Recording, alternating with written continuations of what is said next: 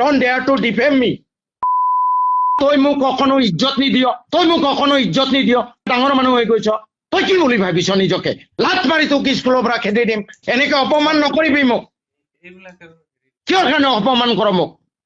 তই মানুহজনীক ঠেলা মাৰি পেলাই দিছ আৰু কৈছ এইবোৰ ভেলুলেছ। তই মন্দিয়া সমষ্টিৰ তই স্কুলৰ টিচাৰ হয়, 3 লাখ মানুহৰ প্ৰতিনিধি হয়, অভদ্ৰ কৰবাৰ। তোৰ MD ভালকে মোক গুৰুত্ব দিয়ে কৰবাৰ। দ্বিতীয়বাৰ এইবোৰ নকৰিবি কিন্তু। কেতিয়া মই লতিয়াই মনত ৰাখিবি, তই য'ত দুজখত যাও গৈ থাক, তাৰ পৰা 2 লাখ মাৰি খেদি দিম, চাও কোনে কি মোৰ। তই মোক don't dare to defame me. 4th গ্ৰেডৰ এটা আজি 14 মাহ আগতে ৰেজুলেশ্যন ললো, তই আজিলৈ নিদিলি। মই এইবোৰ নাজানো নেকি?